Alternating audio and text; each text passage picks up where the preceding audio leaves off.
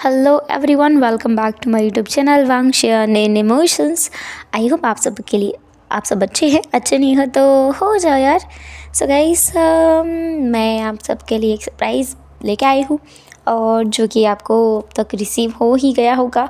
एक छोटा सा वीडियो मैंने आपको डाला है चैनल पे, आप जा कर के देख सकते हैं। ज़्यादा नहीं है बट 7 to 8 मिनट्स का है एंड बहुत छोटा है, आप उसको जल्दी से सुन सकते हो। उसमें मेरा कन्वर्सेशन दिखाया है मैंने आयुन के साथ में। आयुन मुझे परेशान करके रखा हुआ है। मैंने एक चीज़ जो आपको पहले बोला था ना, उसके बारे में मुझे उसने इरिटेट करके रखा हुआ था एंड फाइनली मैंने उसका जवाब उसे दे दिया है। तो आप भी जाकर मेरे और आयुन के बीच की कन्वर्सेशन सुनना चाहो तो सुन सकते हो जाके। आप सबके लिए ही है वो वीडियो। एंड जो भी आप लोगों का डिसीजन हो, आप लोग मुझसे कमेंट्स बॉक्स में बता सकते हो। चलो तो फिर आज की स्टोरी को स्टार्ट करते हैं, जिसकी स्टार्टिंग होती है दो जेलस लॉन से, जहाँ पर वांग जी घूर कर सुचैन को देख रहा था। सुचैन उतनी ही ज़्यादा गर्मीली और भड़कीली आंखों के साथ में वांग जी को देख रहा था, क्योंकि सुचैन को बिल्कुल नहीं पसंद आ रहा था जिस तरीके से वांग जी विंग को ले जाना चाहता है अपने साथ, और किस तरीके से विंग वांग जी को गका कह के बुला रहा था। दूसरा वांग जी का भी सेम हाल था, उसे भी बिल्कुल पसंद नहीं आ रही थी ये चीज़ें। किस तरीके से लान सिचेन विंग को आशियन कह के बुला रहा था। अब तक उसने भी विंग को आशियन कह के नहीं बुलाया है। इतने इमिटेटिंग तरीके से कैसे सिचेन बुला सकता है? सिचेन तो उसका प्रिंसिपल है ना। फाइनली दोनों लांस लड़ करके चुप हो जाते हैं जब विंग कहता है मैं अकेला जा सकता हूँ। सिचेन और वांगजी दोनों साथ में कहते हैं नहीं। वांगजी कहता है विंग बहुत अनसेफ है बाहर, और रात के अभी तो देखो 3 बज चुके हैं। मैं तो कहता हूँ घर जाओ ही मत, मेरे साथ ऑफिस चलना। सचिन कहता है बिल्कुल नहीं, उसे घर जाना चाहिए, उसे रेस्ट भी करना है। यहाँ वैसे भी तुम्हारे साथ रहने का फ़ायदा नहीं है। सचिन से वांगची लड़ने के लिए आने ही वाला था, पर विंग कहता है गगा मुझे लगता है सर सही कह रहे हैं, मुझे घर जाना चाहिए। सर आप मुझे ड्रॉप कर देंगे? सचिन तुरंत कहता है हाँ हाँ बिल्कुल, मुझे भी जाना ही है, चलो मैं तुम्हें छोड़ देता हूँ। सचिन विंग का हाथ पकड़ता है। विंग अपने हाथ की तरफ देखता है। सचिन कहता है क्या हुआ आशियन? विंग कहता है कुछ भी नहीं। और सचिन विंग का हाथ पकड़ के उसे वांग जी के अपार्टमेंट से ले जाता है। वांग जी इतने गुस्से में था ना कि पास ही में रखा हुआ एक वॉल क्लॉक वो अपने हाथ से गिराकर और टुकड़ों टुकड़ों में तोड़ देता है। उसे इतना गुस्सा आ रहा था ना अभी कि वो बता नहीं सकता है। फिर वो सोफे पर बैठ गया और सोफे पर बैठने के बाद वो खुद से कहता है मेरे भाई को पता नहीं क्या क्या गुरूर चढ़ा हुआ है। कहीं जिस लड़के के लिए उसने पूरी कंपनी छोड़ी वो विंग तो नहीं है ना। ये सोच कर ही ना वांग जी का दिमाग ख़राब हो चुका था। उसने सोच लिया है कि अब उसे सबसे पहले जाके कंपनी में अपना पूरी पैर जमाने होंगे, ताकि वो विंग की हेल्प कर सके और विंग को अच्छे से रख सके, ताकि सिचेन से विंग को वो दूर कर पाए और विंग को वो एक अच्छी यूनिवर्सिटी में एडमिशन दिलाएगा जहाँ पे सिचेन उसे को देख भी ना पाए। इसके लिए उसे पहले जाकर कंपनी में अपना रुतबा बनाना होगा। इसलिए भी अंग जी तुरंत अपना फ़ोन उठाता है और अपने डैड को मतलब लांचरन को कॉल कर देता है। दूसरी तरफ लांचरन, जिसे बेचारे को नींद ही नहीं आ रही थी, रात के 3 बजे हैं और वो बस करवटें बदल रहा है, क्योंकि उसने जिस इंसान को ये टास्क दिया है उसके तीनों बच्चों को कंपनी में वापस लाने के लिए, मतलब शुयांग को, वांगजी को, सिचन को, विंग को ये टास्क दिया है। और विंग जैसे इंसान को जैसे वो जानता है ना, उसे डर लग रहा था अपने बच्चों के लिए, विंग के लिए तो बिल्कुल भी नहीं, और इसलिए वो सो नहीं पा रहा था। अभी रात के 3 बजे उसका फ़ोन बजता है। लांचरन अपने फ़ोन की तरफ देखता है, वांग जी ने उसे इतने लंबे टाइम के बाद कॉल किया है। और क्यों कॉल किया है? उसने 3 दिन पहले वांग जी को देखा था, महीनों बाद, और 3 दिन के बाद वांग जी से उसकी बात नहीं हुई थी। अब वांग जी क्यों कॉल कर रहा है? पर लान से चिरन उसका कॉल उठा लेता है और कहता है अब क्या हुआ है तुम्हें? तुम्हें जो कुछ करना तुम खुद से कर लो, और मुझे कॉल करके परेशान करने की ज़रूरत नहीं है वांग जी। मैं तुम्हें पहले भी बोल दिया है, मैं तुम्हारी ज़िंदगी में दखलअंदाजी नहीं करूँगा। तुम्हें जो करना है तुम कर सकते हो। जब लांचरन गुस्सा करके ख़त्म कर देता है तब वांग जी कहता है डैड मुझे रिग्रेट हो रहा है। लांचरन जो बेड पे लेटा हुआ था तुरंत उठकर बैठ गया और कहा क्या क्या क्या कहा तुमने? तुम्हें रिग्रेट हो रहा है? वांग जी कहता है हाँ डैड, मुझे रिग्रेट हो रहा है कि मैंने कंपनी को इनहेरिटेड नहीं किया। पैसे के बिना आज की दुनिया में कुछ नहीं हो सकता है। मुझे रियलाइज़ हो गया है, आपने इतनी मेहनत करके कंपनी बनाई है तो मुझे उसकी ज़िम्मेदारी उठानी चाहिए। और इसलिए मैं कल अपनी कंपनी आ रहा हूँ। आप सबको बता देना कि नया CEO अपनी कंपनी में आ रहा है। तुम CEO की पोजीशन लेना चाहते हो? वांग जी कहता है, हाँ। क्या डैड आप मुझे वो नहीं देना चाहेंगे? क्यों नहीं, बिल्कुल तुम्हारी ही है पूरी कंपनी, तुम जब चाहो तब आ सकते हो। तुम अभी रात को भी आना चाहो ना तो रात को भी आ सकते हो, मैं सारी एम्प्लॉयज़ को भी कॉल करके बुला लूँगा। वांग जी कहता है, नहीं नहीं, मैं सुबह ही आऊँगा 10 बजे, बस आप रेडी रखना। और हाँ, मैं किसी को लेके आऊँगा और वही मेरा पर्सनल सेक्रेटरी होगा। अगर आपने किसी और को बनाने की कोशिश की तो मैं कंपनी नहीं आऊँगा। लान चरण को तो सबसे पहली खुशी यही है कि वांग जी आ रहा है, अब वो किसी को भी अपना सेक्रेटरी बनाए। और सेक्रेटरी बनाने का मतलब ये है कि कोई ना कोई तो हंगामा होगा, पर अभी चिरन ये नहीं सोचना चाहता। इसलिए उसने कहा, चलेगा चलेगा, तुम्हें जिसको बनाना है तुम उसको बना लेना, पर तुम कंपनी आ रहे हो, मैं बहुत खुश हूँ। ये न्यूज़ सुनने के बाद ना लान चरण के तो होश उड़ चुके थे। वो तुरंत अपने बिस्तर से उठ चुका था और तुरंत उसने अपने सेक्रेटरी को कॉल किया, मतलब विभूषण को। विभूषण जो अभी अपने घर ही पहुँचा था। गेट के पास पहुँचते ही उसका फ़ोन बजा और उसने अपना फ़ोन उठाया जिसमें लान चरण का कॉल आ रहा था। तुरंत उठाकर कहता है, यस बॉस। चरण कहता है, तुमने क्या किया है? Thank you Wang, thank you wing, तुमने ना मेरी बहुत बड़ी टेंशन ख़त्म कर दी है। वांग जी कल ऑफिस आ रहा है। विंग कहता है, पता है। तुम्हें पता है? क्या उसने तुम्हें बता दिया कि वो ऑफिस आएगा? तुमने कैसे उसे मनाया? विंग कहता है, वो सब आप छोड़िए। वेल, आपको अब थोड़ा सा स्ट्रगल करना पड़ेगा क्योंकि आपके 2 बेटे एक साथ ऑफिस आएंगे, तो आप किसको क्या पोजीशन देंगे ये आप खुद से देख लेना। ऐसा बोलकर विंग ने कॉल रख दिया। चिरन को समझ नहीं आया, 2 बेटे एक साथ ऑफिस आएंगे, लेकिन उसे कॉल तो वांग जी ने किया है। क्या कोई और भी आने वाला है? सिचैन या फिर शुयांग? दोनों का कोई पता होता नहीं है। और जिस तरीके से उसे पता है ना कि शुयांग जिस तरीके से बार में उछलता कूदता रहता है, एक गे की तरह घूमता रहता है, लड़कियों के कपड़े पहन के घूमता है, वो तो कभी नहीं आएगा। और सिचैन जो उस लड़के के पीछे पागल है वो भी कभी नहीं आएगा। सिचैन और शुयांग दोनों पागल हैं, वो दोनों कभी कंपनी नहीं आएंगे। पर वांग जी का दिमाग ठिकाने आ चुका है और वो बहुत खुश था। दूसरा विंग जो अपने घर पहुंच चुका था, जहाँ पर यान ली जो कि काउच पर ही बैठे बैठे विंग का इंतज़ार करते हुए सो चुकी थी। विंग वहाँ आता है और अपनी सिज्जे को देखता है और वहीं बैठ करके बोलता है, आई एम सॉरी सिज्जे, आपको कुछ टाइम तक और इंड्योर करना पड़ेगा। I am so sorry. उसकी आवाज़ सुनकर सिज्जे जाग गई। सिज्जे उससे कहती है, अरे तुम इतनी रात को घर आ रहे हो? तुम अभी आ ही क्यों गए? सुबह ही आते ना। विंग कहता है, यस सिज्जे, सॉरी ना, अगली बार से मैं ध्यान रखूँगा पक्का। यानली कहती है, कोई ज़रूरत नहीं है ध्यान रखने की, तुम बस मुझे घर जाने दो, मैं तुम्हारे साथ रह करके पागल हो जाऊँगी। रात के 3 बजे कौन घर आता है? विंग कहता है, सिज्जे क्या करूँ, मेरा टास्क बस कंप्लीट होने वाला है। जैसे कि मैंने कहा था 1 महीने में मैं सारा काम कंप्लीट कर दूँगा। मुझे लगता नहीं 1 महीना भी मुझे लगेगा। आपको पता है लान वांग जी कल ऑफिस जा रहा है। यान ली तुरंत उठकर बैठ जाती है और कहती है, व्हाट, तुमने ये कैसे किया? मुझे यकीन नहीं होता है तुम लोगों को सिड्यूस करने में इतने अच्छे कब से हो गए। विंग कहता है, मेरा चार्म है जी, अब आप देखना कल क्या होता है। यान ली बस हंस जाती है। अब हम देखते हैं मॉर्निंग का सीन, जहाँ पर विंग के दरवाजे के बाहर बार बार डोरबेल बज रही थी। विंग सुबह उठ चुका था, लेकिन सुबह के 7 बजे थे तो वो रेडी नहीं हुआ था। बाहर जाता है तो देखता है लान वांग जी बहुत अच्छे तरीके से सूट बूट में तैयार खड़ा हुआ है। विंग कहता है, गगा आप यहाँ क्या कर रहे हो? वांग जी कहता है, विंग मैं तुमसे कहा था ना मैं तुम्हें लान कॉर्पोरेशन ले जाऊँगा, वहाँ ले जाने के लिए आया हूँ। विंग कहता है, गगा मुझे पता है आप मुझे दिलासा देने के लिए वो सब कह रहे थे, आपको इतना परेशान होने की ज़रूरत नहीं है। अगर आप वहाँ गए तो आपकी जॉब चली जाएगी।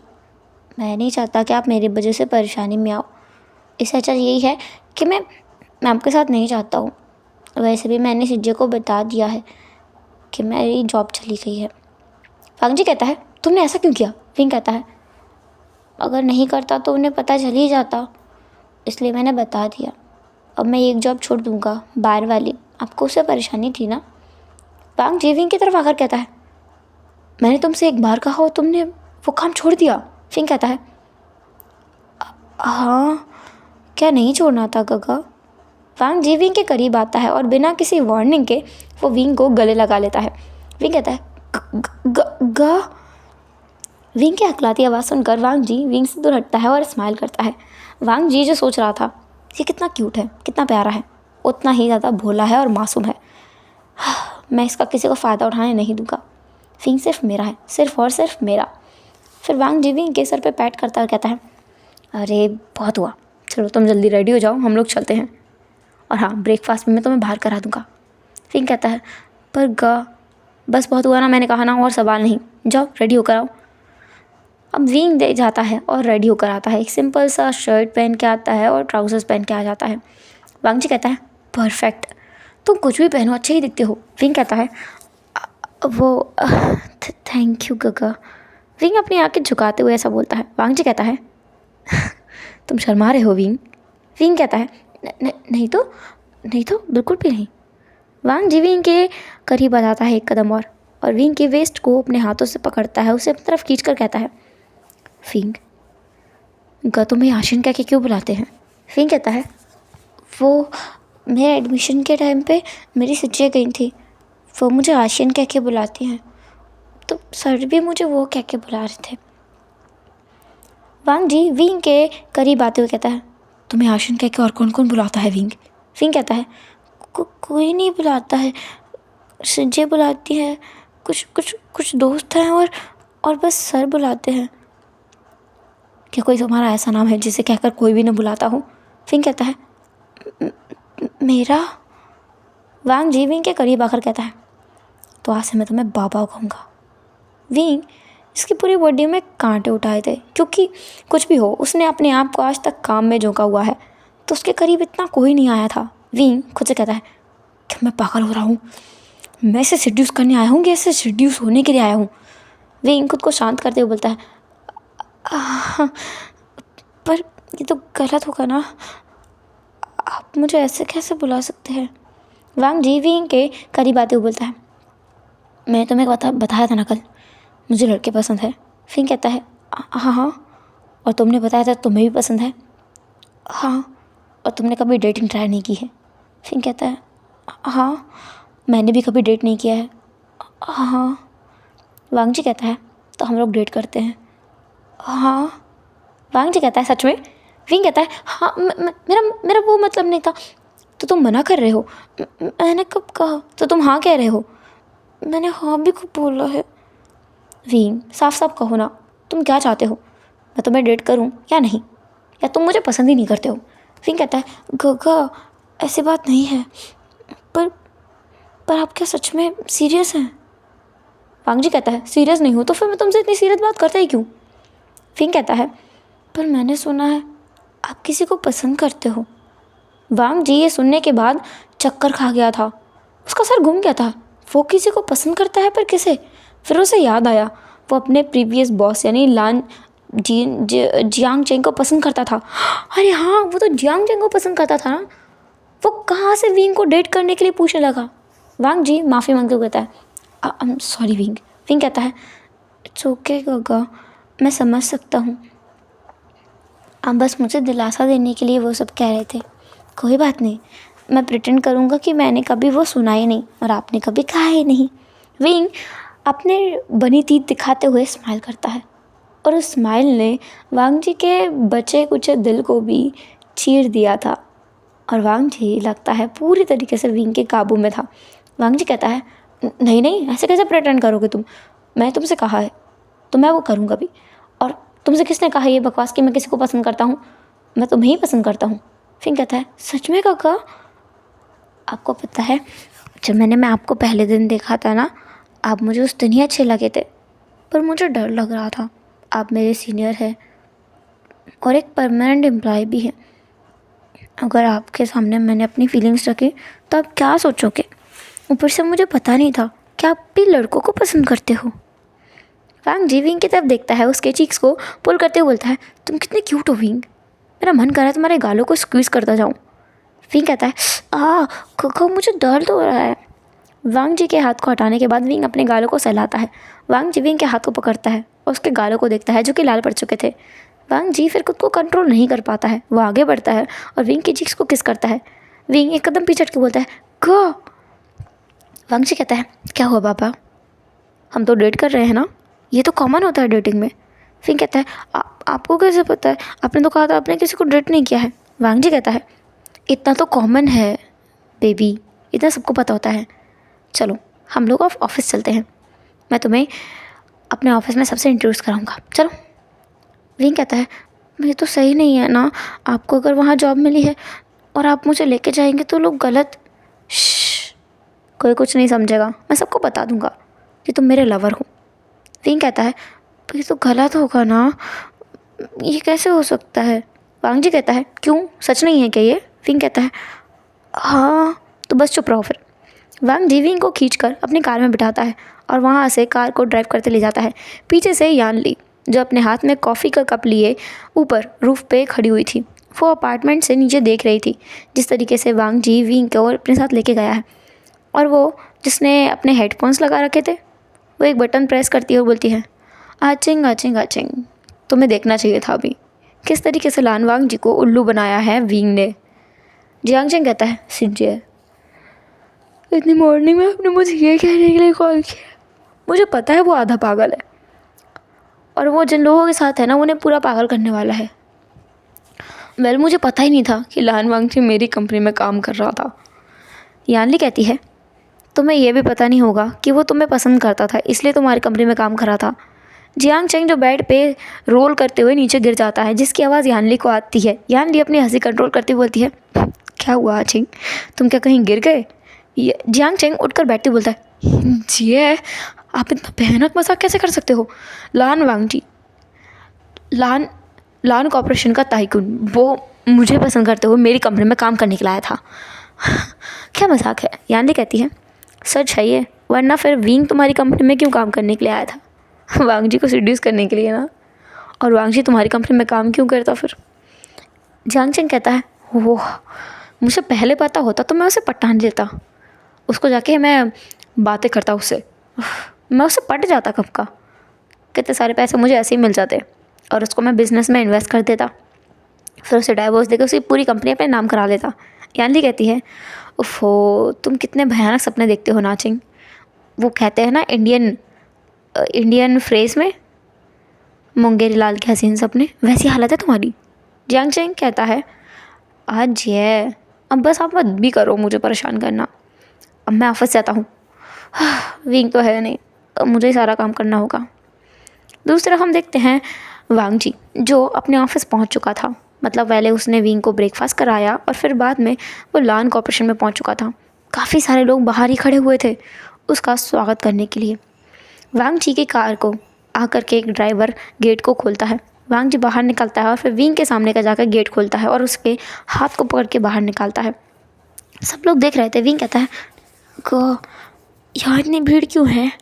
वांग जी कहता है नए सीईओ का स्वागत करने के लिए ये लोग खड़े हुए हैं, उसको वेलकम तो करना होगा ना। विंग कहता है क्या आज सीईओ भी अपॉइंट हुआ है। सीईओ भी से हमारा क्या मतलब है विंग। विंग कहता है हम भी तो आज ही अपॉइंट हुए हैं ना। वांग जी हंस पड़ता है और कहता है तुम बहुत क्यूट हो, तुम बहुत ज़्यादा क्यूट हो। ऐसा बोलकर वांग जी सबके सामने विंग के चीक्स को किस कर देता है। दूसरे लान चिरन जो बाहर खड़ा हुआ था और वो बाहर आ ही रहा था कि उसने ये नज़ारा देखा और ये देखकर उसकी धड़कन एक पल के लिए रुक चुकी थी।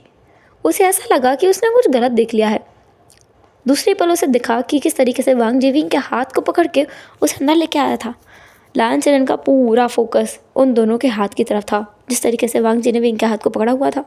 लान चिरन कहता है ये वांग जी कहता है मैंने आपसे कहा था मैं अपने सेक्रेटरी को लेके आऊँगा, और हाँ आज मैं एक चीज़ अनाउंस कर देता हूँ कि ये मेरा लवर है। अगर किसी ने इसे बुली करने की कोशिश की तो मैं उसे छोड़ूंगा नहीं। ये बहुत टिमिड है, ज़्यादा कंप्लेंट नहीं करता है। इसका मतलब ये नहीं है कि मैं इस पर नज़र नहीं रखूँगा। अगर किसी ने परेशान करने की कोशिश किया तो मैं छोड़ूंगा नहीं, और हाँ कोई भी इससे फ्लर्ट करने की कोशिश भी ना करे। लान चिरन अपने दिल पर हाथ रखते हुए बोलता है तो मुझे मार डालना चाहते हो वांग जी। विंग आगे आता है और कहता है शू शू आप ठीक तो है ना। लान चिरन विंग की तरफ देखता है और अपने मन में कहता है कमीना बास्टर्ड, इसने मेरे बेटे को अपने प्यार के जाल में फंसा के यहाँ लाया है। लान चिरन शांत हो जा शांत हो जा शांत हो जा, कम से कम ये आया तो सही, वरना यहाँ भी नहीं रहा था। वांग जी कहता है क्या हुआ डैड। चिरन कहता है कुछ नहीं मैं ठीक हूँ।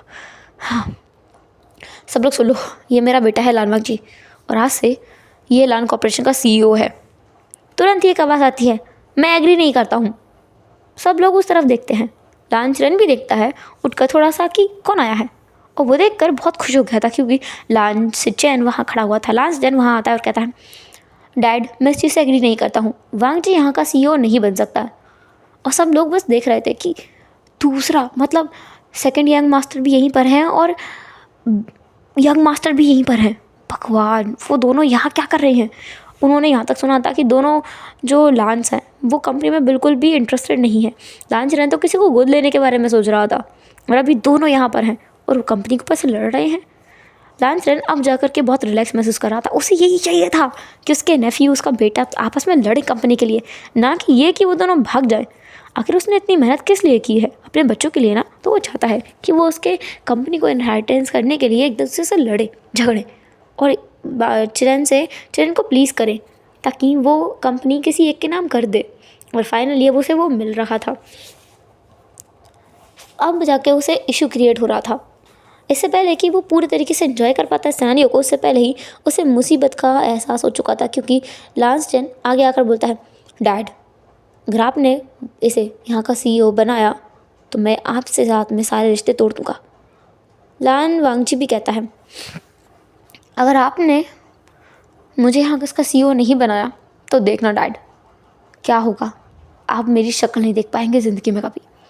दोनों बच्चे उसे जिस तरीके से धमकी दे रहे थे ना, ऐसा लग रहा था कि कंपनी का CEO बनाना ही पड़ेगा उसे, नहीं तो लांचरन कोई ना कोई बेटा अपना खो देगा। चिरन बस उन दोनों को देख रहा था। वांगजी कहता है, आप तो उस बॉय के पीछे पागल थे ना यूनिवर्सिटी में, तो आप जाते क्यों नहीं। सजन भी कहता है, तुम किससे बोल रहे हो, तुम भी तो किसी छोटे से कंपनी के बॉस के साथ में पागल थे ना, वहाँ क्यों नहीं चले जाते, यहाँ क्यों आए हो, कंपनी अब मेरी ही होगी। वांगजी कहता है, मैं पहले आया हूँ और मैंने डैड को कॉल करके भी बता दिया था, इसलिए मैं कंपनी को इनहेरिटेंस करूँगा। सजन कहता है, बिल्कुल नहीं, कंपनी मेरी होगी और तुम्हारी बिल्कुल नहीं। दोनों कंपनी के लिए नहीं लड़ रहे थे, दोनों लड़ रहे थे विंग के लिए, क्योंकि जो कंपनी लेगा वो विंग को एक अच्छी ज़िंदगी दे पाएगा और विंग उसी के साथ रहेगा, ऐसा दोनों को लगता था। इसलिए दोनों झगड़ा कर रहे थे। विंग बीच में कूदते हुए बोलता है, आप दोनों लड़ते हुए अच्छे नहीं लगते हैं। लांचरन बीच में से विंग को खींचते हुए बोलता है, तुम चुप रहो। वांग जी विंग को खींच कर अपनी तरफ करता हुआ बोलता है, डैड आप उसके ऊपर कैसे चिल्ला सकते हैं, वो इतना टिमिड है, वो डर जाएगा। लांचरन घूर कर वांग जी को देखता है कि ये इंसान डर भी सकता है। उसे कभी क्यों पता नहीं था कि ये इंसान जब उससे नहीं डरता है, जबकि वो विंग का बॉस है, तो ये इंसान और किसी से कैसे डर सकता है। दूसरा लांचरन भी कहता है, डैड आपको बिल्कुल कदर नहीं है हम लोगों की ना, आप कैसे उस पर चिल्ला सकते हैं, वो मेरा लवर है। ये सुनकर बाकी सब लोग बस देखे जा रहे थे। कंपनी के सब लोगों को तो एक ड्रामा देखने को मिल रहा था। कुछ लोग तो ऐसा हो गया था कि एक एक ड्रिंक्स भी ले आए थे कैफेटेरिया से जाकर, क्योंकि ये तमाशा देखने में मज़ा ज़रूर आ रहा था।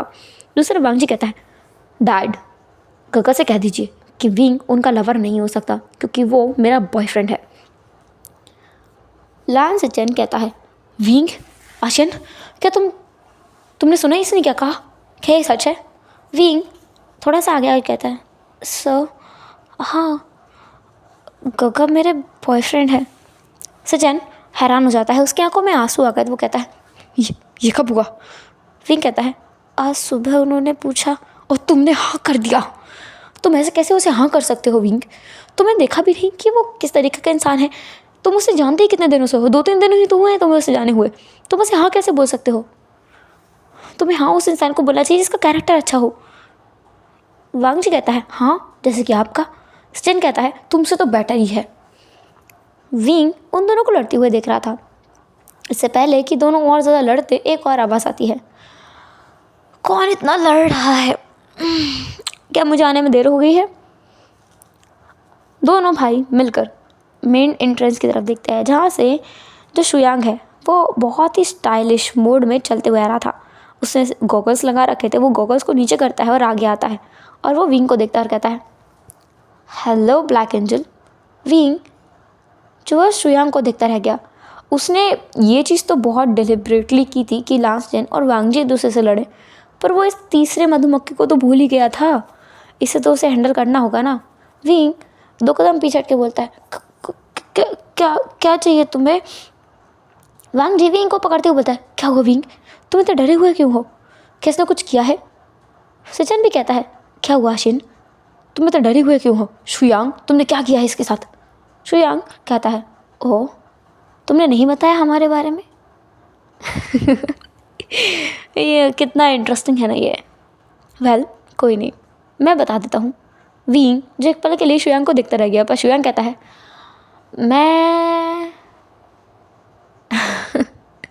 मैं इसका बॉस हूँ। ये मेरे पास एक बार में काम करता था, वहाँ मैं इसका बॉस हूँ। वींग एक गहरी सांस छोड़ देता है। इस पागल ने कुछ रिवील नहीं किया। वैसे रिवील कर भी देता तो शुयांग पर कोई यकीन करता नहीं, क्योंकि वींग ने इतने अच्छे तरीके सारी चीज़ें छुपाई है ना कि कोई विश्वास नहीं कर सकता। दोनों लांस लड़ रहे थे। फाइनली उन दोनों की लड़ाई कंपनी से हटकर विंग पर आ चुकी थी। सचिन कहता है, आशिन, तुम मेरे साथ चलो, तुम्हें मुझे डेट करना चाहिए, इसे नहीं। मैं तुमसे पहले से प्यार करते हुए आया हूँ। विंग कहता है, पर सर, आप भी तो मुझे 2-3 दिन से ही जानते हैं ना? वांग जी कहता है, बिल्कुल, 2-3 दिन से जानते हो, तुम कैसे उससे प्यार कर सकते हो? सचिन कहता है, तुम कैसे कर सकते हो, तुम भी 2-3 दिन से जानते हो। वांग जी से बर्दाश्त नहीं होता है, वो कहता है, बिल्कुल ऐसे कर सकता हूँ। ऐसा बोलकर वांग जी विंग के हाथ को पकड़ता है, उसे उसकी बैक पर पिन करता है और उसे अपनी तरफ खींच लेता है।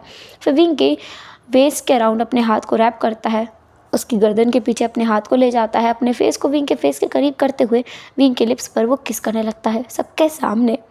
लान चरण को तो हार्ट अटैक आ चुका था, वो अपने दिल को पकड़ के बस गिरने वाला था। इससे पहले ही उसके दूसरे सेक्रेटरी ने उसे पकड़ लिया था। सॉन्ग लाइन आ करके उसे पकड़ चुका था और वो कहता है, बॉस आप ठीक तो है ना? चरण कहता है, मुझे लगता है मैं मर जाऊंगा अब तो। उसे बहुत गुस्सा आ रहा था, बहुत ज़्यादा, क्योंकि जो हरकत उसने अभी देखी ना, उसका तो जीना हराम हो चुका था, दुश्वार हो चुका था।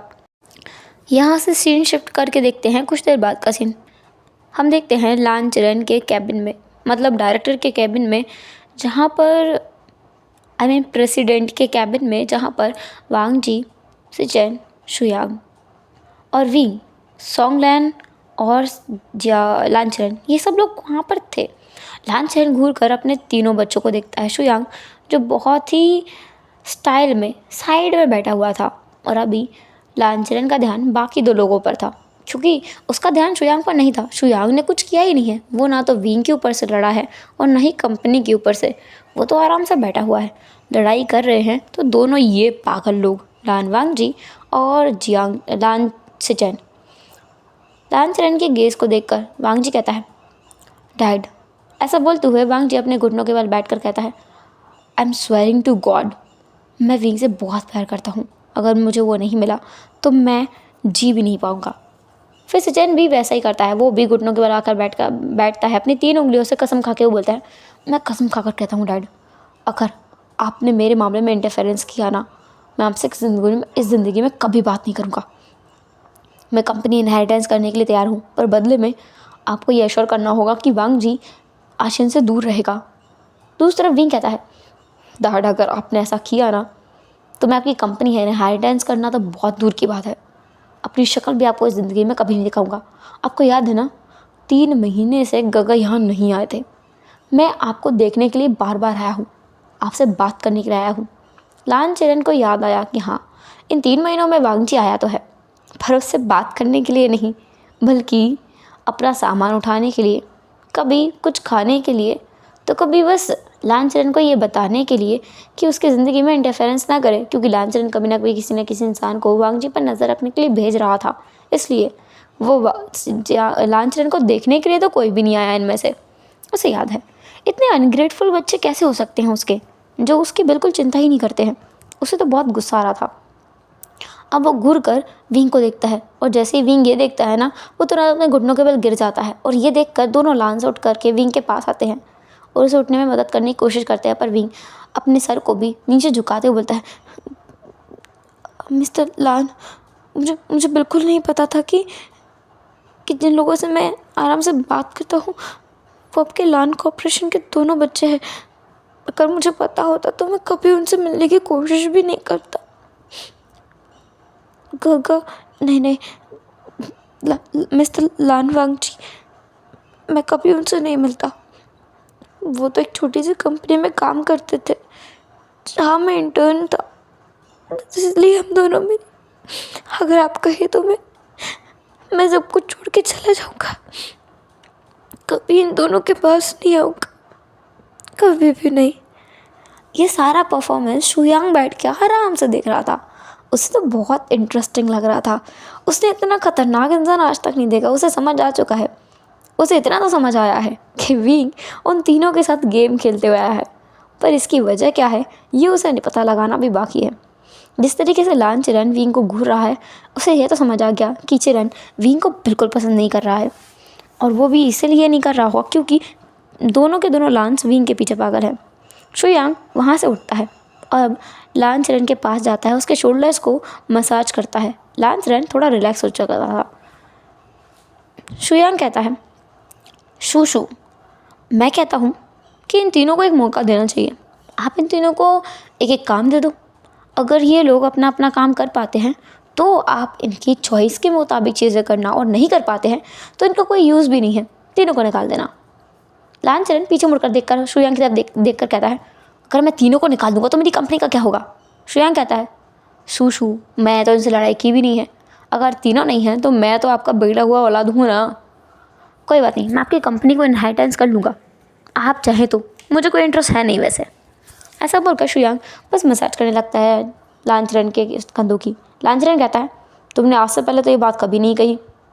उसका ध्यान ना फिर से विंग की तरफ था। क्या इस इंसान को भी यहीं पर ये विंग लेके आया है? शुयांग कहता है, मुझे कोई इंटरेस्ट नहीं है ऑफ कोर्स, बस आप मुझे पैसे दे देना आइडिया के लिए। वेल, आपको मैंने इतना अच्छा आइडिया दिया है शूशू, मुझे कुछ पैसे तो मिलने चाहिए ना। तुरंत ही लान चिरन का पूरा डाउट उड़ हवा हो चुका था, क्योंकि अभी भी शुयांग बिल्कुल नहीं बदला है। तो लान चिरन कहता है, कम से कम तुमने तो मेरा दिमाग नहीं खाया ना। मैं तुम्हें हमेशा सुधरने के लिए बोलता है हुआ था, अगर अब तुम भी सुधर गए ना तो पता नहीं मैं तुम तीनों नमूनों को कैसे झेलूँगा। वांग जी, तुम्हें वेंस के साथ एक प्रोजेक्ट को मैनेज करना होगा। अगर तुम वो डील लेके आते हो तो मैं तुम्हारे प्रपोजल के बारे में सोचूंगा। सिचन, तुम्हें जियांग्स के साथ प्रपोजल को हैंडल करना होगा, और तुम रहने दो। विंग की तरफ देखकर वो कुछ नहीं कहता है। फिर वांग जी कहता है, अंकल ऐसा मत कीजिए ना डैड, आप उसे भी कुछ करने का मौका दीजिए। वो यहाँ बस जॉब के लिए आया था, क्या आप उसे जॉब नहीं देंगे? लान चिरन कहता है, तुमसे किसने कहा है कि मैं उसे जॉब नहीं दे रहा हूँ? अगर तुम्हें इतना ही इंटरेस्ट है तो तुम्हारा प्रोजेक्ट उसको दे दो और तुम जा करके जियांग्स के साथ डील करके आओ। वांग जी कहता है, जियांग्स का बिजनेस बहुत ज़्यादा पॉपुलर है, बस वो चाइना में नहीं है, हांगकांग में है। तुम्हें वहाँ जाकर करके आना होगा। बिजनेस ट्रिप पर जाना होगा मुझे? हाँ, जाना होगा। वांग जी कहता है, पर आपको याद है ना मैंने आपसे क्या डील की थी कल रात को? वांग जी की बात सुनकर चिरन को याद आता है और वो कहता है, अगर मैंने ये एग्री किया तो फिर सिचन नहीं मानेगा, और डिसएग्री किया तो वांग जी नहीं मानेगा। लेकिन वांग जी ने मेंशन नहीं किया है कि उसकी डील क्या थी, तो वो एग्री कर सकता है। इसलिए चिरन कहता है, हाँ याद है, मैंने मान ली है। सिचन कहता है, डैड मैं चाहता हूँ कि आशन मेरा सेक्रेटरी रहे। ये डील तो पहले ही हो चुकी थी वांग जी और चिरन के बीच, तो ये अब डील दोबारा से करना सिचन के साथ नामुमकिन था चिरन के लिए। चिरन कहता है, बकवास कम करो सिचन, तुम बहुत बकवास कर चुके हो, मैं तुम्हें बहुत झेल लिया है, जाके प्रोजेक्ट पे काम करना चालू करो और इस विभूषण को मैं देख लूँगा, तुम जाओ। वो वांग जी और सिचन को बहुत बड़ी मुश्किल के साथ में वहाँ से निकालता है। अब वहाँ पे बस 3 लोग रह गए थे। सोंगलैन भी वहाँ से जा चुका था, विंग, चिरन और शुयांग विंग की तरफ देखकर कहता है, तुम कितना इंटरेस्टिंग हो ना, तुमने मेरे दोनों भाइयों को अपने प्यार के जाल में फंसाया हुआ है। आखिर तुम चाहते क्या थे? दोनों लांस को अपने काबू में करना? विंग भोला बन के कहता है, ऐसा तो कुछ नहीं है, मैं ऐसा बिल्कुल नहीं चाहता, ऐसा बिल्कुल भी नहीं चाहता था मैं। मुझे तो पता भी नहीं था कि वो दोनों भाई हैं, पता होता तो मैं उन दोनों से कभी बात नहीं करता, और मुझे क्या पता था कि वो लान कॉर्पोरेशन के लोग निकल आएंगे। ऐसा बोलकर विंग अपने सर को फिर से झुका लेता है। लान चिरन कहता है, शुयांग तुम बाहर जाओ, तुम भी अपना काम करो, ये लो तुम्हारा चेक। वो एक अच्छा खासा अमाउंट का चेक बनाकर शुयांग को दे देता है और शुयांग उस चेक को किस करते हुए बोलता है, बाय बाय शूशू। शुयांग के जाने के बाद लान चिरन विंग की तरफ देखता है और विंग अब ज़मीन पे बिल्कुल लेट जाता है फ्लोर पर। चिरन उसे देखता रहता है। विंग अपने पैर को एक दूसरे पैर के ऊपर रखता है और अपने हाथों को अपने सर के पीछे ले जा करके उसे एक पिलो की तरह रख लेता है और अपने पैर को हिलाते हुए कहता है, क्या हुआ बॉस, आपको मेरा परफॉर्मेंस अच्छा नहीं लगा? लान चिरन विंग के पास आके बोलता है, तुमने ये कैसे किया? विंग कहता है, कैसे किया ये मत पूछो, मैंने आपको पहले भी कहा था कि वो तीनों आपकी कंपनी में ज़रूर आ जाएंगे, पर मैं ये गारंटी नहीं दे सकता कि तीनों किसी एक इंसान को पसंद नहीं करेंगे। लान चिरन कहता है, और मैंने तुमसे कहा था कि कोई उनमें से एक लड़की को पसंद करना चाहिए, उसका क्या? विंग कहता है, ये आप मुझसे मत कहो, मैंने आपसे पहले भी कहा था उन तीनों को लड़कों में इंटरेस्ट है, तो ऐसा तो बिल्कुल नहीं हो सकता कि वो किसी लड़की को पसंद करने लगे, और मैं किसी लड़की को उन पर कैसे दे सकता हूँ, मुझे समझ नहीं आ रहा है। सो फिलहाल के लिए आप इतना समझो कि मैंने आधी डील कंप्लीट कर दी है, अब मेरा काम हो चुका है, तो अब मैं ब्रेक ले सकता हूँ। अब मैं 1 महीने की छुट्टी पे जा रहा हूँ। विंग उठकर वहाँ से जाने वाला था। चिरन कहता है, रुको, जो तुमने रायता फैलाया है उसे समेट कर तुम ही जाओगे। विंग कहता है, मतलब? चिरन कहता है, मतलब क्या मतलब? तुम उन तीनों को यहाँ लेकर आए हो ना, जब तक कि उनमें से कोई एक कंपनी को इनहेरिटेंस नहीं कर लेता है तब तक तुम यहाँ से नहीं जा सकते। विंग कहता है, क्या बकवास है, हम लोगों की डील हुई थी, मैं उन्हें कंपनी में लेके आया हूँ। मैंने तुमसे कहा था कि उन तीनों में से कोई एक कंपनी को इनहेरिटेंस करना चाहिए, अब तक वो तो हुआ ही नहीं है। विंग कहता है, ये तो चीटिंग है। वेल व्हाटएवर, मज़ा आ रहा है मुझे तो। मैं अब वांगजी के साथ अकेले ट्रिप पर जाऊंगा। वैसे बॉस, अगर हम दोनों के बीच कुछ हो जाता है तो आपको परेशानी तो नहीं रहेगी ना? लान चिरन घूर कर विंग को देखता है। विंग कहता है, क्या हुआ? हम दोनों अगर बिल्कुल निकड़ होकर एक दूसरे के साथ इंटीमेट होते हैं तो आपको, इससे पहले विंग कुछ और बोल पाता, उसके ऊपर एक फाइल उड़ते हुए आती है और विंग उसे डॉज करके साइड हो जाता है। लान चिरन कहता है, गेट आउट। उसे बहुत गुस्सा आ रहा था, ऐसा लगता है सच में उसको हार्ट अटैक आ ही जाएगा। वो 3 नमूने के कम थे उसकी ज़िंदगी में, जो उसका सेक्रेटरी भी एक अलग नमूना बना बैठा हुआ है। उफ, ये विंग भी ना उसे परेशान करके रख देगा। उसके दोनों बेटे तो है ही पागल, और 2 पागलों के बीच में एक बड़े पागल को उसने रख दिया है। और बस ये समझ नहीं आ रहा है कि ये शुयांग और विंग के बीच का क्या चक्कर है। विंग ने कहा कि वो तीनों को लेके आया है, तो क्या शुयांग के यहाँ आने का भी रीज़न विंग है? पर ऐसा कैसे हो सकता है? शुयांग ने तो विंग को पहचाना ही नहीं, उसने तो कोई रिएक्ट भी नहीं किया विंग के यहाँ आने पर। वो कुछ नहीं कर सकता। अब हम देखते हैं विंग, जो कि वांग जी के कैबिन के बाहर जाकर नॉक करता है। वांग जी उसे अंदर आने के लिए बोल देता है। विंग अंदर जाकर कहता है, गगा। वांग जी विंग को देखकर कहता है, विंग तुम आ गए? वांग जी अपनी चेयर से उठ कर आता है, विंग को अपने पास लेकर आके बिठाता है। वांग जी विंग के हाथ में एक एनवलप दिखता है और वो कहता है, ये क्या है विंग उस एनवलप को वांग जी के हाथ में रखकर कहता है, पहले मुझे लगा था कि बस हम दोनों में थोड़ा सा अंतर है, पर ये जानने के बाद कि आप लान कॉर्पोरेशन से बिलोंग करते हैं, मैं आपके लायक नहीं हूँ। ये मेरा रेजिग्नेशन लेटर है। मैं उम्मीद करता हूँ कि आपको एक अच्छा पार्ट टाइम मिलेगा। गुड बाय काका। नहीं मिस्टर लान। विंग की आंखों में आंसू थे। वांग जी विंग के करीब आता है, उसकी आंखों से जो आंसू निकल रहे थे उन्हें साफ करते हुए बोलता है, ऐसा बिल्कुल नहीं है बाबे, तुम इतना गलत क्यों सोचते हो? देखो, मैंने तुमसे प्यार किया है, तुम्हारे बैकग्राउंड से नहीं। प्लीज़ ये सब फालतू की बातें मत करना। तुमने आज सुबह ही मुझे एक्सेप्ट किया है और अब तुम मुकर नहीं सकते अपनी बात से। हम दोनों बॉयफ्रेंड्स हैं। फिंग कहता है, पर आपके डैड कभी नहीं मानेंगे हम दोनों के लिए, और मैं आपको परेशान होते हुए नहीं देख सकता। और वैसे भी अगर मैं आपके साथ रहा तो शायद वो आपको कंपनी भी नहीं देंगे। मैं ये नहीं चाहता। वांग जी कहता है, तुम इतने परेशान क्यों हो? और मुझे वैसे भी ये कंपनी कभी चाहिए भी नहीं थी। विंग कहता है, गलत है, ये बहुत गलत है। आपके डैड को कितना बुरा लगेगा, वो आपसे बहुत प्यार करते हैं, इतनी मेहनत से इतनी बड़ी कंपनी आपके लिए बनाई है। अगर आप उसे इनहेरिटेंस नहीं करेंगे तो उन्हें कितना बुरा लगेगा, और वो भी सिर्फ मेरी वजह से। मेरे जैसे यूजलेस बास्टर्ड की वजह से। विंग जब अपने आप को बास्टर्ड कहता है ना, वांग जी तुरंत विंग के माउथ को अपने उंगली से कवर कर देता है, कहता है वी कभी खुद को इतनी गंदी गाली मत देना। मेरे दिल में बहुत दर्द होता है, मुझे बहुत बुरा लगता है जब तुम ऐसा कुछ कहते हो खुद को। तुम खुद को कर्ज करते हो, मुझे ऐसा लगता है कि तुम मुझे कर्ज कर रहे हो। विंग कहता है पर गा वी आई लव यू। ये सडन कन्फेशन विंग को वहीं पर बुत बना के छोड़ गया था। 3 लोगों को उसने अपने हाथ में फंसाया, पर किसी ने ये नहीं कहा उससे। वांग जी फर्स्ट है जिसने ऐसा कहा है। फिर कहता है हाँ। वांग जी कहता है तुम्हें रिप्लाई देने की ज़रूरत नहीं है, तुम अपना टाइम ले सकते हो। मुझे पता है 3 दिन में किसी से प्यार नहीं होता है, तुम्हें तो बिल्कुल नहीं होगा, पर हाँ मुझे रियलाइज़ हो गया है मैं तुम्हें बहुत पसंद करता हूँ। I like you, I love you, I admire you. और हाँ रेडी रहना, हम लोग कल बिजनेस ट्रिप पर जाने वाले हैं। विंग कहता है कल जाएंगे? हाँ कल जाएंगे। तुम एक्साइटेड हो ना अपनी पहली बिजनेस ट्रिप के लिए? विंग कहता है बहुत ज़्यादा एक्साइटेड हूँ, मैं कभी बिजनेस ट्रिप पर नहीं गया हूँ। मुझे तो लगा था इस पूरे लाइफ टाइम में ही मैं कभी किसी बिजनेस ट्रिप पर नहीं जा पाऊँगा, पर आप मुझे लेके जाएंगे। थैंक यू गगा।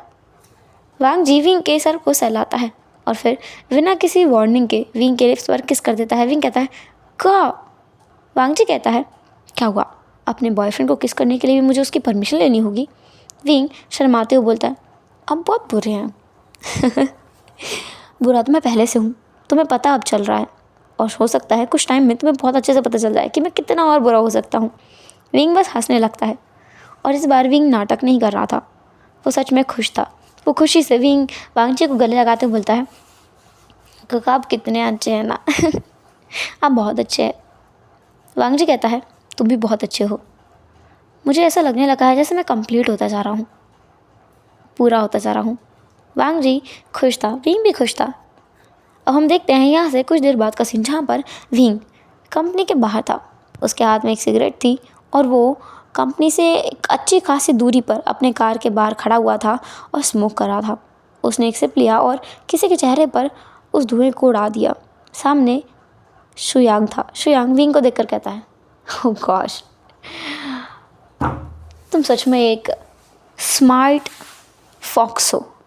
विंग कहता है तुम्हें आज पता चला है, उस दिन पता नहीं चला जिस दिन तुम मुझसे पहली बार मिले थे। शुयांग कहता है वेल कल जो हमारा काम अधूरा रह गया था हम उसे कंप्लीट करें। वांग जी विंग कहता है बिल्कुल नहीं, मुझे मज़ा नहीं आ रहा है तुम्हारे साथ खेलने में। कल तक मज़ा आ रहा था जब तुम्हें पता नहीं था कुछ, जब तुम्हें आज सब कुछ पता है तो मुझे मज़ा नहीं आ रहा है। शुयांग कहता है और तुम्हें कैसे पता कि मुझे सब कुछ पता है? विंग कहता है तुम भी किसी फॉक्स से कम नहीं हो, एक स्मार्ट फॉक्स जो कि डिस्गाइज में रहता है। इतने सालों तक तुमने अपने आप को अच्छे से छुपाया है।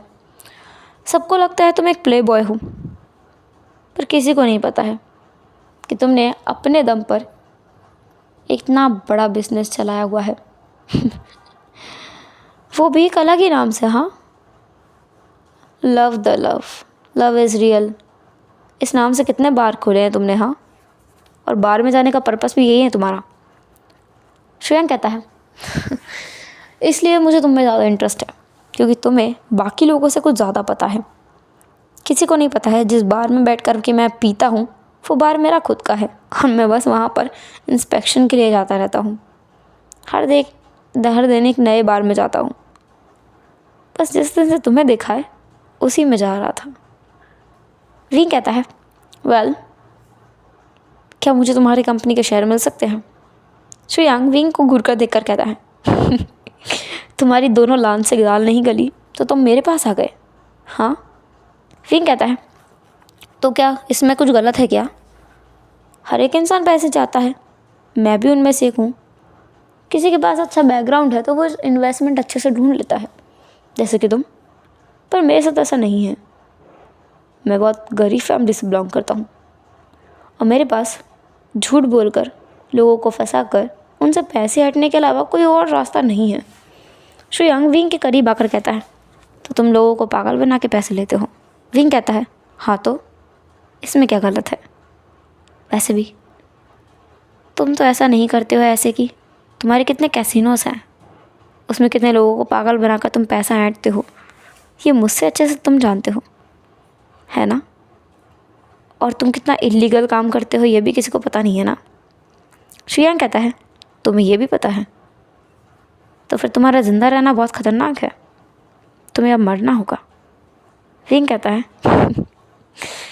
जिस इंसान में तुम्हें इंटरेस्ट हो जाए उस इंसान को इस दुनिया में कोई नहीं है जो मार सके, तुम खुद भी नहीं।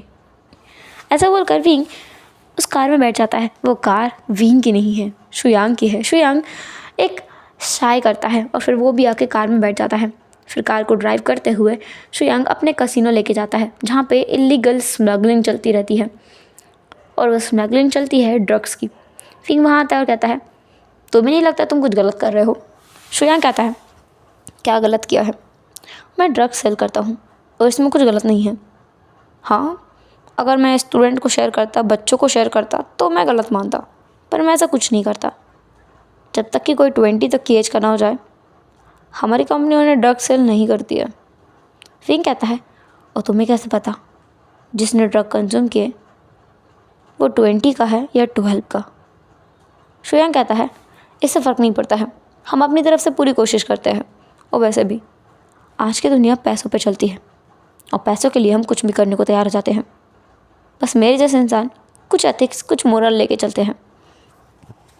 विंग बस शुयांग को देखता रहा। फिर उसने कहा कुछ एथिक्स, कुछ मोरल्स, और तुम्हारे एथिक्स और मोरल्स ये कहते हैं कि तुम बच्चों और औरतों को नहीं मारते, पर बाकी लोगों को गोली से उड़ा देते हो।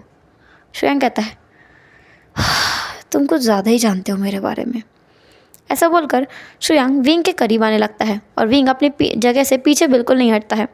शुयांग विंग के करीब आकर विंग के हाथ को उसकी बैक पे कर देता है और उसके करीब आकर उसके नेक पर एक बाइट कर देता है। विंग कहता है तुम क्या कोई डॉग हो शुयांग? शुयांग कहता है मुझे इंसानों को काटना पसंद है। विंग शुयांग को हल्का सा धक्का देता है और फिर शुयांग की चेयर पे जाकर बैठ के कहता है वेल, जहाँ तक मेरी रिसर्च कहती है तुमने आज तक किसी को पसंद नहीं किया है, ना किसी लड़के को और ना किसी लड़की को। तुम बस एक प्ले बॉय की तरह रहते हो, पर तुम आज तक किसी के करीब नहीं गए सिवाय। शुयांग उसकी बात को कंप्लीट करते हुए कहता है सिवाय तुम्हारे। विंग कहता है सिवाय मेरे। विंग अपने लिप्स को लिक करने लगता है। शुयांग ये देखता है, कहता है क्या तुम मुझे इनवाइट कर रहे हो? विंग कहता है बिल्कुल नहीं, पर हाँ मुझे लगता है तुम्हें किसी पर क्रश होने वाला है बहुत जल्दी। शुयांग कहता है मुझे पहले से क्रश हो चुका है, अब किस पर क्रश होगा? विंग कहता है देखना, देखते हैं। विंग की स्माइल देखकर ना शुयांग को झटका लग रहा था, क्योंकि विंग की स्माइल बता रही थी कि सच है, शुयांग को किसी पर क्रश होने वाला है। और शुयांग ने जो अभी कहा था ना कि उसे विंग पर है, तो ऐसा कुछ नहीं था, बस शुयांग को विंग इंटरेस्टिंग लगता है और कुछ नहीं। शुयांग फिर बस विंग को वहाँ से जाने के लिए बोल देता है और विंग बिना किसी हेजिटेशन के, बिना किसी क्वेश्चन के वहाँ से निकल जाता है। शुयांग विंग की बात के बारे में ही सोच रहा था कि उसे किसी पर क्रश कैसे हो सकता है, और यही सोचते हुए शुयांग वहाँ से बाहर निकलता है। अपने कसिनो से अपनी कार को ड्राइव करते हुए वो जा रहा था, और चलते चलते पता नहीं उसे क्या होता है, उसकी कार किसी एक साइकिल के सामने आकर टकरा जाती है। उसने किसी को उड़ा दिया था, टक्कर मार दी थी। शुयांग तुरंत बाहर निकलता है, क्योंकि अगर ये इनोसेंट इंसान हुआ ना तो उसके तो लेने के देने पड़ जाएंगे। वो बाहर आता है तो देखता है कि एक लेडी उसके सामने चोट खाए पड़ी हुई है, जिसके पैर से खून निकल रहा है और सर भी थोड़ा सा फूट चुका है, उसकी साइकिल टूट चुकी है। शायद शुयांग ने बहुत ज़ोर से कार को मारा है उस साइकिल से। शुयांग उस लेडी को उठाता है। काफ़ी सारी भीड़ जमा हो चुकी थी, तो शुयांग के पास ऑप्शन नहीं था उसे हॉस्पिटल ले जाने के अलावा। शुयांग उस लेडी को अपनी कार में बिठाता है और उसे सीधे हॉस्पिटल ले जाता है। वहाँ ले जाकर वो उसका इलाज कराता है, और इलाज कराने के बाद में वो उस लेडी को देखकर कहता है तुम ठीक तो हो ना? वो लेडी कहती है आप कौन है? ये कौन सी जगह है? मैं कौन हूँ? मुझे कुछ याद क्यों नहीं आ रहा है? मुझे कुछ याद क्यों नहीं आ रहा है? मुझे कुछ याद क्यों नहीं आ रहा है? उस लेडी के रोने की वजह से ना शुयांग को इरिटेशन हो रही थी, तो वो डॉक्टर को बुलाता है। डॉक्टर उस लेडी का इंस्पेक्शन करने के बाद बोलते हैं कि इस लेडी की याददाश्त चली जा चुकी है। डॉक्टर उससे उसका नाम पूछते हैं। और वो अपना नाम नहीं बता पाती है। तो शुयांग कहता है, क्या मुसीबत है, डॉक्टर इसे हॉस्पिटल में रखो, इसका बिल मैं पे कर दूँगा। शुयांग वहाँ से जा पाता उससे पहले वो लेडी कहती है, तुम कहाँ जा रहे हो? शुयांग पीछे मुड़कर देखकर कहता है, तुमसे मतलब, ऑल्दो तुम प्रिटी हो पर मेरे टाइप की नहीं हो। ऐसा बोलकर शुयांग वहाँ से निकल चुका था। शुयांग के जाने के बाद वो डॉक्टर उस लेडी को देखकर कहता है, तुम्हारी एक्टिंग ना ऑस्कर विनिंग है। वो लेडी कहती है, होगी क्यों नहीं, विंग ने जो सिखाई है। वेल तुम ये बताओ क्या आगे क्या करना है? वो डॉक्टर कहता है, तुम्हारी रिपोर्ट बना करके सबमिट करूँगा मैं, और क्या करूँगा। अब अगली बार तुम्हें दौरा पड़ने की एक्टिंग करनी है। मुझे लगता नहीं है ये प्लान काम करेगा। इस जैसा इंसान तुम जैसी लड़की में इंटरेस्टेड नहीं हो सकता है। वो लेडी कहती है, बिल्कुल, वो एक ऐसी लेडी में इंटरेस्टेड नहीं होगा जिसकी याददाश्त जा चुकी है, पर उसकी पर्सनालिटी में इंटरेस्टेड ज़रूर होगा, तुम देखना। तभी कोई पीछे से आकर बोलता है, वेंचिंग। वेंचिंग उस तरफ देखती है जहाँ से विंग आ रहा था। विंग की तरफ देखकर वो कहती है, तुम आ गए बेवकूफ़। विंग कहता है, मैं स्मार्ट हूँ, बहुत ज़्यादा स्मार्ट। वेल वेनिंग, तुम अपनी बहन को समझा लेना, अगर इसने मुझे फिर से बेवकूफ़ कहा ना तो देख लेना, मैं तुम दोनों को नहीं छोड़ूंगा। वेनिंग कहता है, तुम्हें उसके साथ जो करना है तुम वो कर सकते हो, मुझे बीच में मत लाओ, मेरा उससे कोई लेना देना नहीं है, हम दोनों एक दूसरे के दुश्मन हैं, दोस्त नहीं हैं। वेंजी कहती है, हाँ मैं तुम्हारी दुश्मन हूँ, दोस्त नहीं हूँ। विंग बस आई रोल करता है क्योंकि इन लोगों का वो कुछ नहीं कर सकता, ये लोग पागल है, उससे भी बड़े पागल। दूसरा शुयांग जो विंग के बारे में सोच रहा था, और वो सोचता है कि विंग ने ऐसा क्यों कहा कि उसे उसका क्रश मिलने वाला है। ऐसा तो बिल्कुल नहीं होगा, बिल्कुल भी नहीं। उसे विंग पर क्रश नहीं आया तो किसी और पर क्रश कैसे आ सकता है। अब हम देखते हैं सिचेन का सीन, जहाँ पर सिचेन एक फ़ोटो को लेके बैठा हुआ है और वो फ़ोटो है विंग की। वो विंग को देखते हुए कहता है, तुम कितने क्यूट हो विंग, कितने मासूम हो, इनोसेंट हो। पता नहीं तुम कैसे उस लानवांगजी के चंगुल में फंस गए। मैं तुम्हें उससे कैसे बचाऊँ, मुझे समझ नहीं आ रहा है। मुझे कुछ तो करना पड़ेगा, तुम बस मेरे लिए वेट करना। हाँ, मैं बहुत जल्दी तुम्हें बचा लूँगा, बहुत जल्दी। इसके बाद सिचेन बस रिसर्च करने में लग जाता है किस तरीके से वो अब जिन्स के प्रोजेक्ट को हैंडल करेगा, इस बारे में वो लग चुका था। दूसरा ब्लांचरन जो सोंगलन को देखकर कहता है, पता करो वो बेवकूफ़ कर क्या रहा है। अगर उस बेबूशन ने कोई गड़बड़ की ना तो देख उसे वापस बुला लेना, पता नहीं वो क्या करेगा। मुझे तो ना डर लग रहा है मेरे बच्चों के लिए, मैंने उस इंसान को क्यों चुना। सोंगलन हंसते हुए बोलता है, बॉस अगर आप उसे नहीं चुनते तो आपको ही पता है दोनों लान ब्रदर्स यहाँ कभी नहीं आते, और कभी आ करके वो कंपनी को इनहेरिटेंस करने की बात भी नहीं कहते। और आपने देखा ना किस तरीके से शुयांग का बिहेवियर भी आज बदला सा था, वो भी मुझे लगता है विंग की वजह से ही है। अगर विंग कुछ नहीं करता तो मुझे नहीं लगता कि ऐसा कुछ हो पाता। लांचरन को ये चीज़ पता है पर वो एक्सेप्ट नहीं कर सकता। अगर उसने एक्सेप्ट किया तो फिर ये होगा कि वो हार मान चुका है विंग के आगे, और वो ऐसा करना नहीं चाहता है। दूसरा हम देखते हैं विंग का सीन। विंग जो अब अपने भाई के पास जा चुका है, मतलब जियांगचिंग के पास। जियांगचिंग के पास जाकर वो कहता है, और आचिंग क्या हाल है तुम्हारा? जियांगचिंग कहता है, क्या हाल होगा, तुम्हारे बिना मैं अच्छा ही रहता हूँ। वेल तुम यहाँ क्या कर रहे हो? क्या तुम्हारा वो प्लान हो गया सक्सेसफुल? हो गया है तो प्लीज़ सिज्जे को वहाँ से निकालो, बेचारी वहाँ अकेली डली रहती है। मैं ऑफिस से जाता हूँ, तुम इधर उधर निकल जाते हो और वो वहाँ अकेली है। विंग कहता है, तुम सिज्जे को बिल्कुल नहीं जानते हो आचिंग। जियांगचिंग कहता है, तो क्या तुम जानते हो सिज्जे कितना अकेला महसूस करती होंगी वहाँ पर? विंग जो भी कार में था ना, तो वो जियांगचिंग के साथ में अपने अपार्टमेंट ही जा रहा था। वहाँ जाते हुए वो कहता है, तुम्हें आज मैं बताऊँगा कि सिज्जे कितनी अकेली है। जियांगचिंग कहता है, हाँ तुम भी देख लेना वो कितनी अकेली है, और अगर वो अकेली हुई ना तो मैं तुम्हें मारूंगा बहुत बुरी तरीके से। विंग अब अपनी कार को ड्राइव करते हुए पहुंच चुका था अपने अपार्टमेंट। वहाँ से वो स्पेयर कीज के ज़रिए अपने डोर को ओपन करता है और अंदर जाके देखता है यान ले अपने हेडफोन्स लगा करके म्यूज़िक के बीट पर डांस किए जा रही थी। उसने बहुत छोटे छोटे कपड़े पहन रखे थे, जैसे कि हम घर में पहनते हैं रिलैक्स होते हुए, एक long T shirt and shorts, plus उसने और कोई एक्सेसरीज नहीं डाली हुई थी। No makeup, just chill mind. And पूरा रूम ऐसे ही पड़ा हुआ था, उसने क्लीन भी नहीं किया था कुछ भी, बस वो मज़े कर रही थी। उसके हाथ में पिज़्ज़ा था, पिज़्ज़ा का स्लाइस था और बाकी पिज़्ज़ा के स्लाइसेस वहीं टेबल पे रखे हुए थे। देखकर लगता है कि यानली ने पूरा एक पिज़्ज़ा अपने लिए मंगाया था, जो कि उसका फेवरेट भी है। जियांग टेंग अपना मुंह खोलकर विंग को देखकर कहता है, ये ये क्या कर रही है आज ये?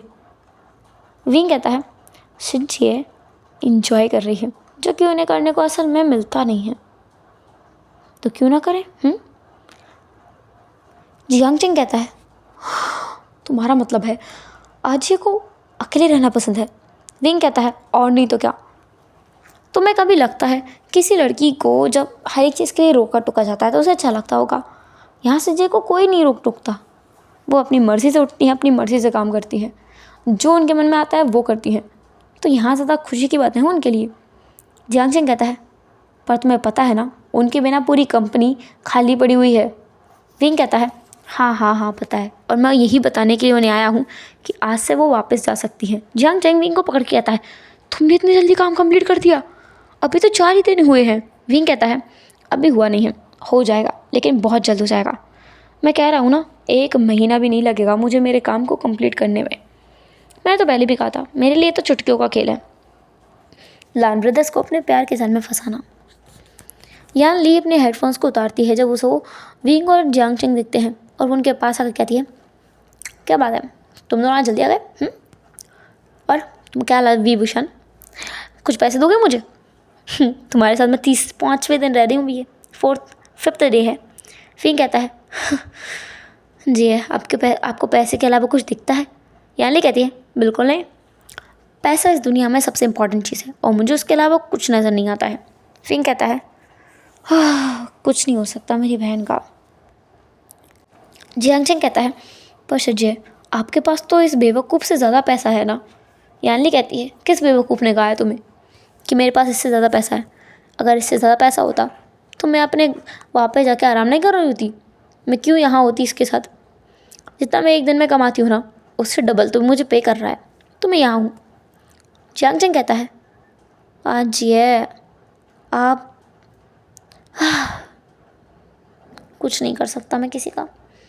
उसी टाइम पे जियांग टेंग का फ़ोन बजता है। जियांग टेंग कहता है, किसने कॉल किया इतनी रात, इतनी देर को? डरा दिया मुझे। विंग कहता है, मुझे पूरा यकीन है मैडम यू का कॉल होगा। ऐसा बोलकर विंग की पूरी स्माइल फेड अप हो चुकी थी और उसके पूरे फेस पर कोल्ड एक्सप्रेशंस आ चुके थे। जियांग टेंग कहता है, तुम बस अंदाज़े लगा सकते हो और कुछ अच्छा नहीं बोल सकते ना, माँ का कॉल होगा तुम्हें। जियांग टेंग अपना फ़ोन निकालता है जिसमें सच में मैडम यू का कॉल था।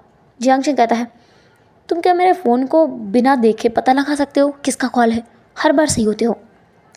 जियांग टेंग फिर फ़ोन उठाता है और स्पीकर पर रख के बोलता है, माँ हेलो। दूसरी तरफ से उसे डांटने की आवाज़ आती है, कहाँ हो तुम तीनों? कहाँ जाके गायब हो गए हो? और यानली कहाँ है? तुम्हें पता है कितने सारे बिजनेस डील्स, मीटिंग्स, फाइल्स ऐसी ही पड़ी हुई हैं क्योंकि यानली यहाँ नहीं है। और वो कहाँ गया विभूषण? अगर वो मुझे आज के आज वापस आके नहीं मिला ना, मैं सही बता रही हूँ, मैं तुम तीनों को नहीं छोड़ूंगी। और तुम्हारा बिजनेस अगर हो गया हो तो घर वापस आओगे? जियांग टेंग कहता है, मॉम, मैंने आपको पहले भी कहा है, मैं आपके साथ रह करके परेशान हो चुका हूँ। आप जिस तरीके से हमें हर एक चीज़ करने के लिए फ़ोर्स करती हैं, मैं उससे तंग आ चुका हूँ और अब मैं घर वापस कभी नहीं आऊँगा। और रही बात सिज्जे की, तो वो खुश हैं। आपकी कंपनी आपको मुबारक हो, आप उसे अपने पास रखिए और उस पर काम करते रहिए, हमें आपकी कोई कंपनी नहीं चाहिए। या मैडम यू थोड़ा शांत रहती है और कहती है, विभूषण, क्या तुम वहाँ हो? विंग कुछ कहता नहीं है, लेकिन मैडम यू कहती है, मैं तुम्हें एक टास्क दे रही हूँ, तुम्हें ये कंप्लीट करना ही होगा। जियांग टेंग कहता है, मॉम, वो यहाँ नहीं है, ना तो यहाँ सिज्जे हैं और ना ही विंग है, वो दोनों यहाँ नहीं है। वो दोनों कहाँ हैं मुझे नहीं पता है। मैडम यू कहती है, तुम्हें नहीं पता है तो पता करके उसे बता देना कि उसे यह काम करना होगा। मैंने उसके लिए लड़की देखी है, उसे जाकर उस ब्लाइंड डेट पे बात करनी होगी। अगर उस ब्लाइंड डेट पे वो नहीं गया तो मैं उसके पैर तोड़ दूँगी। और पिछली बार की सज़ा तो उसे याद ही होगी, इस बार भी मैं वैसे ही पनिश करूँगी उसे अगर वो नहीं गया तो।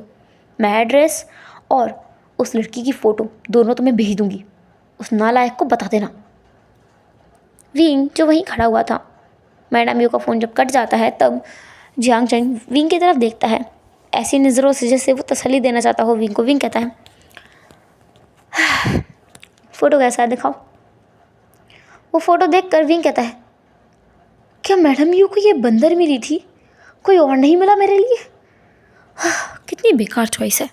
जियांग चंग कहता है, सुंदर तो है। विंग कहता है, सुंदर था, तुम जाके शादी कर लो। जियांग चंग कहता है, मुझे इंटरेस्ट नहीं है, मुझे पैसों में इंटरेस्ट है, ये लव वव की बातों में मुझे कोई इंटरेस्ट नहीं है। बस यहाँ तुम मेरा लवर तो ले जा ही चुके हो। विंग कहता है, कौन? जियांग चंग कहता है, वांग जी। और कौन? वो मुझसे प्यार करता था ना, तुमने मुझे बताया भी नहीं कि तुम उसके लिए मेरी कंपनी में आए थे, और वो लॉन कॉर्पोरेशन का इंसान था। पता होता तो उसे मस्का लगा लेता, कुछ इन्वेस्टमेंट प्लान मिल जाते। विंग बस आई रोल करते हुए वहाँ से निकल जाता है। यहाँ से हम सीन शिफ्ट करके देखते हैं मैडम यू का सीन। मैडम यू अपना फ़ोन सोफे पे पटकते हुए जियांग फेमैन की तरफ देखती है। जियांग फेमैन जो हंसते हुए उन्हें ही देख रहा था। जियांग फेमैन कहता है, तुम इतने रूडली क्यों बात करती हो उन तीनों से? प्यार से भी बोल सकती हो ना। उन्हें पता चल जाएगा कि तुम उसकी केयर करती हो, इसलिए तुम उनसे अच्छे से बात नहीं करती क्या? मैडम यू कहती है, तुम्हें इससे क्या मतलब है? मैं कैसे भी किसी से बात करूँ? वैसे भी तुम तो अपने काम में लगे रहो, यहाँ क्यों आ गए हो? वहीं जाते ना और अपनी सेक्रेटरी से शादी करके उसे मेरी सौतन बना के बैठ जाओ, हमेशा उसका कॉल आता रहता है। जियांग फेमियन जो कि मैडम यू के प्यार करने की जो लव लैंग्वेज है ना, उसे बहुत अच्छे से जानते हैं। उनकी लव लैंग्वेज ही है डांटना और एक दूसरे को हर्ट करना। हालांकि ये लव लैंग्वेज उन्हें वियर्ड भी लगती है, क्योंकि ये लव लैंग्वेज उनके ऊपर तो काम कर सकती है क्योंकि वो यू को अच्छे से समझते हैं, पर उनके बच्चों पर नहीं, क्योंकि वो यू को नहीं समझते हैं और ना ही वो समझ सकते हैं। इसलिए वो चाहते हैं कि मैडम ये कुछ टाइम के लिए अच्छे से बात करे उनके बच्चों से, पर वो नहीं करती है। वो कई बार कह चुका है, पर क्या करे, मैडम यू को वो समझा नहीं सकता क्योंकि वो समझना चाहती नहीं है। हेलो एवरीवन, तो कैसा रहा आज का जो एपिसोड है वो? जो भी जैसे भी लगा हो कमेंट्स करके ज़रूर बताना। एंड फिर मिलते हैं नेक्स्ट एपिसोड में, तब तक के लिए टाटा के बाय बाय, रखना, बाय बाय।